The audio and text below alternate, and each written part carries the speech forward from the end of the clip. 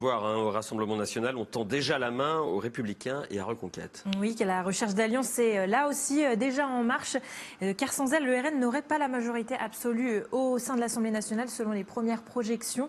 Le RN, un parti qui a pourtant réussi à séduire un tiers des votants français aux européennes grâce à une stratégie bien rodée depuis plusieurs années. Pour en parler, on reçoit ce soir Johan Gillet, journaliste qui a réalisé plusieurs documentaires sur le Front National devenu Rassemblement national. Bonsoir Johan Gillet. Bonsoir. Bienvenue sur notre plateau. Merci à vous. Alors avec Serge Moati, vous avez co-réalisé le documentaire Adieu Le Pen qui avait été diffusé en 2014. Vous y racontez le début de cette stratégie de dédiabolisation du Front National avec notamment le passage de relais à Marine Le Pen qui avait eu lieu à Tours. Oui, à Tours en 2011, le 15 et 16 janvier, je crois, 2011. Oui, adieu Le Pen, bonjour Marine. L'objectif était effectivement de faire disparaître un nom, Le Pen, pour faire émerger un prénom, Marine. Ensuite, on passe du Front National au Rassemblement National, c'est-à-dire que l'objectif est effectivement progressivement de faire oublier les racines. Curieux, c'est vrai, pour un parti qui rappelle toujours les racines de la France, qu'il a essayé de faire oublier les racines du parti.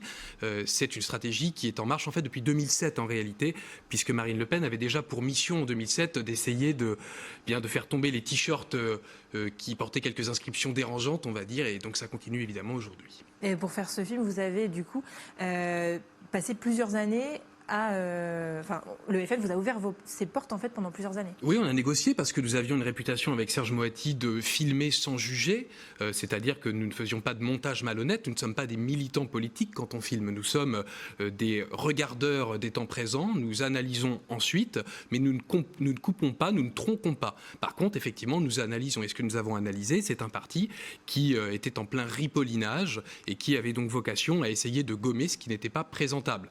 Est-ce que ça change le fond? Là, évidemment, c'est pas à moi de le dire, c'est aux électeurs. Apparemment, aujourd'hui, les électeurs ont dit que ça changeait le fond, la forme.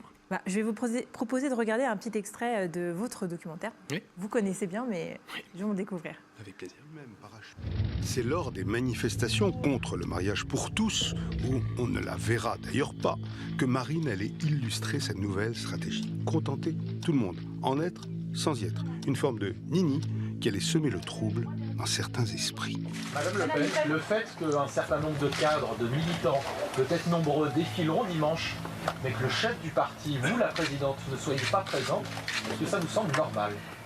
Oui, je crois que justement parce que je suis la chef du parti, je dois pouvoir, par mon absence, lancer un signal politique, un message politique aux Français. Je crois vraiment que la position de la présidente est personnelle. Donc là, c'est un exemple. On voit que Marine Le Pen décide de ne pas aller à la marche pour tous, contrairement à la volonté de son père.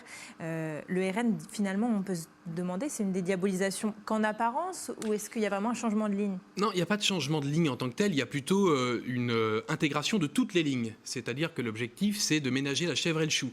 Parce que Marine Le Pen n'était pas allée manifester pendant ce mariage pour tous en 2013. Par contre, Marion Maréchal, qui était encore là-bas et qui se faisait appeler Le Pen encore, Marion Maréchal Le Pen, elle y était allée. Donc l'objectif, c'était de ménager tous les électorats.